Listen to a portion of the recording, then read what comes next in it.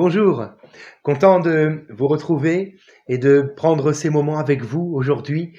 Voilà, autour de la parole de Dieu, parce que nous avons reconnu que la parole de Dieu est la vérité et qu'elle nous laisse la paix, nous permet ensuite de vivre notre journée différemment. Et euh, combien c'est mieux, c'est meilleur. La journée prend une autre odeur, une autre saveur lorsque nous plaçons le Seigneur en premier. Alors que le Seigneur vous bénisse. J'aimerais revenir avec vous pour finir la semaine, sur cette Babylone spirituelle dont nous parlons depuis déjà maintenant quelques jours, il me semble. Donc, nous n'allons pas dans la Genèse, mais dans le livre des Actes, car oui, à un moment donné, dans le discours d'Étienne, ce disciple du Seigneur rempli du Saint-Esprit, la Bible parle aussi dans le Nouveau Testament de ce moment où Abraham va quitter cette Babylone pour accomplir la volonté de Dieu. Je suis dans Actes chapitre 7 et nous allons lire ensemble les 4 premiers versets. Le souverain sacrificateur dit : « Les choses sont-elles ainsi ? » Et Étienne répondit : « Hommes, frères et pères, écoutez. Le Dieu de gloire apparut à notre père Abraham lorsqu'il était en Mésopotamie, dans le pays de Shinéar, avant qu'il s'établisse à Charan. Il lui dit : « Quitte ton pays et ta famille, et va dans le pays que je te montrerai. » Il sortit alors du pays des Chaldéens, et s'établit à Charan. De là, après la mort de son père, Téra, Dieu le fit passer dans ce pays que vous habitez maintenant. Autrement dit, Canaan. Alors, j'aimerais que nous puissions aujourd'hui un petit peu appuyer ce que veut dire réellement sortir de Babylone. Cette Babylone spirituelle, n'est-ce pas ? Ce que veut dire réellement sortir de Babylone. Pour entrer dans les projets de Dieu, il faut d'abord quitter cette Babylone spirituelle. Hébreux chapitre 6 nous parle, avant de parler de foi, nous parle d'abord de renoncer à quelque chose. Renoncer aux œuvres mortes pour pouvoir ensuite entrer dans une vie de foi. Celui qui prétend suivre le Seigneur, on l'a dit hier, je me répète un peu, désolé, mais celui qui prétend dire suivre le Seigneur sans d'abord avoir quitté une ancienne manière de vivre qui n'est pas à la gloire de Dieu, celui-là trompe les autres et se trompe lui-même. En réalité, il ne vit pas par la foi, il suit simplement une forme de religion. Pour vivre réellement par la foi, il y a d'abord besoin de quitter quelque chose, de quitter cette mentalité d'indépendance à Dieu. Autrement dit, avant de vouloir faire quoi que ce soit dans ma vie qui soit une démarche de foi, je dois d'abord réaliser qu'il me faut devenir tout à nouveau dépendant de Dieu. Et donc, le chercher de tout mon cœur, tous les jours de ma vie. Le chercher avec force. Le chercher avec soif. Le chercher dans sa parole, le chercher dans la prière, le chercher dans un temps que je lui donne, que je lui consacre, tous les jours. Ou alors peut-être suis-je trop occupé par les choses de la vie. Alors il y a un risque, toujours, de glisser tout à nouveau dans cette mentalité de Babylone, car si je m'occupe des affaires de la vie courante, sans me préoccuper d'abord des affaires du Seigneur, il se pourrait bien que la mentalité de la vie courante vienne tout à nouveau remplir mon cœur. Alors je dois veiller et renoncer à cette indépendance à Dieu pour revenir à Dieu tous les jours de ma vie.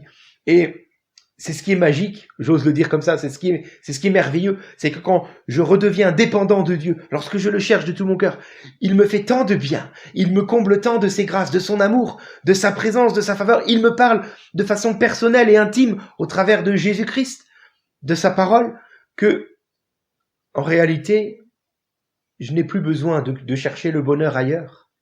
Et je peux réellement mener une vie différente. Car l'amour de Dieu en moi me remplit et me presse de toutes parts pour me dépouiller entièrement, s'il le faut encore, de la mentalité de Babylone et pour marcher en nouveauté de vie dans la foi en Jésus-Christ, afin de pouvoir réellement marcher dans les projets que Dieu a pour ma vie. Gloire à Dieu. Donc, je dois d'abord quitter Avant de prétendre marcher par la foi, je dois quitter. Mon ami, mon frère, ma sœur, dire que tu crois en Jésus, parce que tu vas à l'église, parce que tu connais les choses de la Bible, parce que peut-être tu avais des parents qui t'ont enseigné ces choses-là, c'est très bien. Mais si à côté de cela, tu restes dans la mentalité de Babylone, alors tu te trompes. Tu dois quitter. Le Seigneur te le dit aujourd'hui avec force. Quitte maintenant. Ne participe plus à ces péchés, afin que tu n'aies aucune part à ces fléaux. Quitter Babylone est bien plus qu'une théorie. Ceux qui restent sur une théorie n'ont pas compris l'évangile. Voilà pourquoi Jésus dira d'ailleurs, en d'autres circonstances, la moisson est grande, mais il y a peu d'ouvriers. Priez donc le Père de la moisson d'envoyer des ouvriers dans la moisson. Pourtant, il y a beaucoup d'appelés, mais peu d'élus. Car parmi tous ceux qui sont appelés, qui accepte d'abord de sortir de Babylone avant de vouloir courir une course avec le Seigneur? Quitter Babylone se manifeste donc de manière pratique. Quelques versets qui nous en, enfin, 2 versets qui nous en parlent dans Matthieu 10, versets 37 et 38.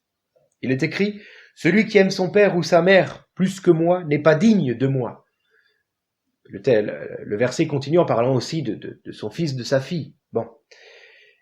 Et le verset termine en disant, « Celui qui ne porte pas sa croix n'est pas digne de moi. » Juste pour rappel, rappelez-vous ce que veut dire porter sa croix. C'était une condamnation romaine, hein, une sentence romaine, la crucifixion. Et le crucifié devait, avant d'aller sur la croix, traverser toute la ville en portant la croix sur son dos, comme pour dire, voyez, la punition là que je mérite, parce que je me suis détourné de l'autorité romaine. Maintenant, je reconnais que l'autorité romaine est supérieure à moi, et je vais vers ma punition. Nous, de même, portons notre croix. Cela veut dire, nous sommes appelés à dire à un plus grand nombre autour de nous, au travers de notre manière de vivre et de nos mots, que nous avons été un jour rebelles à Dieu, vivant sans lui dans cette mentalité de Babylone. Mais nous avons reconnu nos torts. Et aujourd'hui, nous acceptons l'autorité de Dieu sur nos vies. Voilà pourquoi nous portons notre croix. Mais l'analogie en reste là, il ne va pas plus loin par rapport à la sentence de la crucifixion, parce que nous ne courons pas vers la mort, mais nous courons vers la vie, car un autre est mort à notre place, Christ, le Sauveur. Alléluia. Alors, est-ce que réellement j'ai quitté Babylone de manière pratique? Cela veut dire, est-ce que réellement je montre à un plus grand nombre que celui qui gouverne ma vie se nomme Jésus-Christ? Ou est-ce que je tiens cela caché, secret, honteux? Quitter Babylone, c'est tout cela aussi, vous voyez? Avant même de prétendre vouloir marcher par la foi. Alors, il ne s'agit pas, dans le verset qu'on vient de lire, de rejeter ses parents. Non, pas du tout, ou ses enfants. Non, le Seigneur nous donne au contraire cette mission de prendre soin des nôtres jusqu'au bout. Alléluia. Donc il n'est pas question du tout de délaisser les nôtres. Mais le Seigneur nous parle plutôt de mentalité. Vous voyez, êtes-vous prêts? M'aimez-vous davantage que tout cela? Voilà. Abraham va quitter les siens. C'est marqué dans Genèse 12, on l'a lu hier. Va-t'en loin de ton pays, de ta patrie, de la maison de ton père. Abraham va quitter les siens. Mais remarquons que Téra, son père, va prendre les devants et, avant même que Abraham s'en aille, va faire lever le camp de toute la famille et va s'en aller avec Abraham. C'est Téra qui prend l'initiative en premier. Et Abraham ne va pas rejeter son père en disant non, non, non, Dieu m'a appelé que moi, alors toi reste là. Non, non, parce que ce n'est jamais un péché.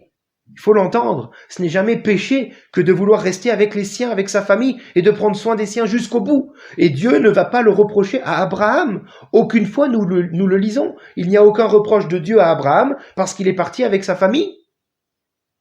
Téra avait certainement besoin de rester avec les siens, et Dieu a respecté cela, car Dieu est pour la famille. Ne quitte jamais les tiens sous prétexte que Dieu t'a dit, il t'envoie en mission alors que les tiens ont besoin de toi. Là encore, tout rapport à des faits existants n'est pas intentionnel, n'est-ce pas? Je dis simplement ce que le texte me montre. Ok.